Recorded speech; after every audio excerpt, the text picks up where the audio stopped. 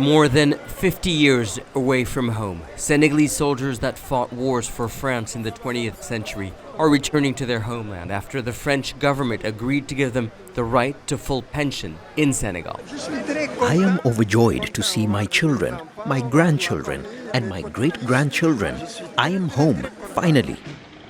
Almost 250,000 Africans fought for France. They were known as the Tirailleurs Senegalese. 85-year-old Insa Laissé was one of them, while he was awarded a medal for his service.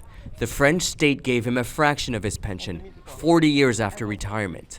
A bitter injustice, he says. I have mixed feelings about my experience.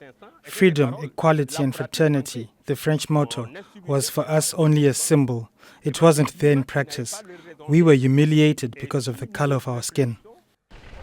Between the train station and the port is this statue known as Demba and Dupont, representing a white and a black soldier arm in arm. Here, hundreds of thousands of Africans left on ships to fight a war far from home. It's more than a symbol, but a tribute to black Africans that lost their lives to free Europeans.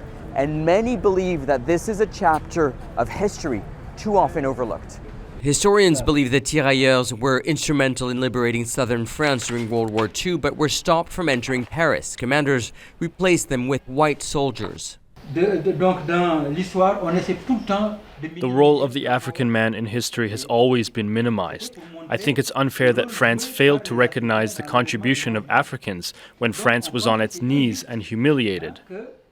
Many veterans died without getting the recognition and compensation for their contribution. With a growing anti-French sentiment in former French African colonies, for say the return of war veterans is a victory for all of those Africans that lost their lives for France.